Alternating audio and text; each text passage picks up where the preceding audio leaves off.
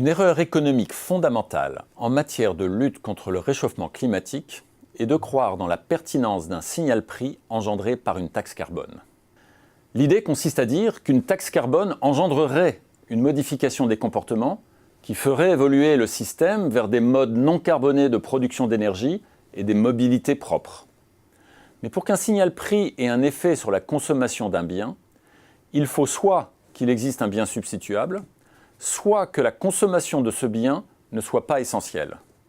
Par exemple, si la puissance publique décide de décourager la consommation de sel fin en la taxant, mais exonère la consommation de gros sel, je peux aisément reporter ma consommation de l'une à l'autre forme de sel, ou le cas échéant, décider de me passer de sel. Et dans ce cas, le signal-prix aura fonctionné. Mais la situation du carbone est radicalement différente. Tout d'abord, il n'existe, le plus souvent en matière de transport, pas de bien de substitution. À moins de changer de vie et de profession, la femme ou l'homme d'affaires qui voyage au loin plusieurs fois par mois pour son travail n'a d'autre choix que de prendre l'avion. Et l'infirmière de campagne n'a pas d'autre choix que de prendre sa voiture du matin au soir pour aller visiter ses patients. La réalité est qu'en l'absence de bien de substitution, le signal-prix qui est censée être la taxe carbone ne signale rien du tout. Elle se contente de taxer. On voit au passage que les exemptions de la taxe carbone dont bénéficient les secteurs du transport aérien ou routier ou le secteur agricole, et qui sont souvent pointés du doigt comme l'un de ses défauts majeurs, ne sont en fait pas le problème, car dans une large mesure, il n'existe pas de substitut à ces activités.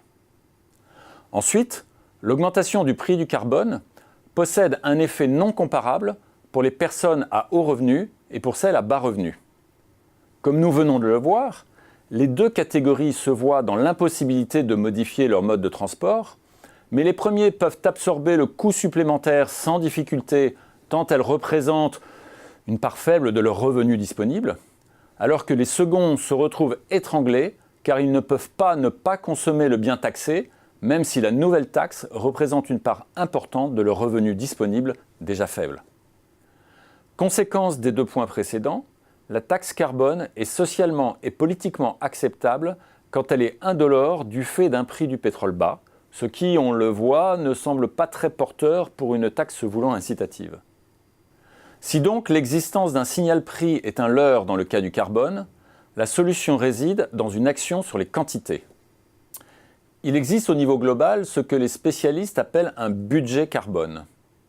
Ce budget carbone représente la quantité maximum de carbone que l'humanité peut se permettre encore d'émettre si elle veut limiter le réchauffement climatique à 2 degrés.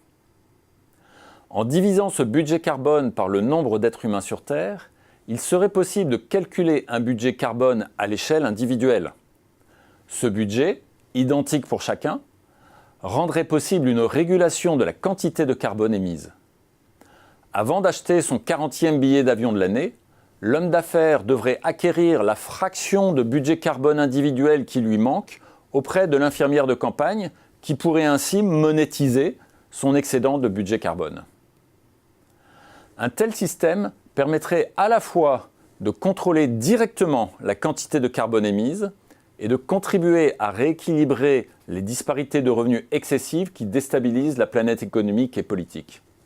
À l'inverse d'une taxe carbone censée être incitative, mais fondée sur la contradiction d'une acceptabilité liée à son caractère indolore en période de prix du pétrole bas, ce système serait à la fois efficace, puisqu'il permettrait de respecter le budget carbone de la planète, et socialement incitateur en tant que mécanisme par lequel les moins favorisés se verraient rémunérés pour leur moindre consommation de ce mal public qu'est l'émission de carbone.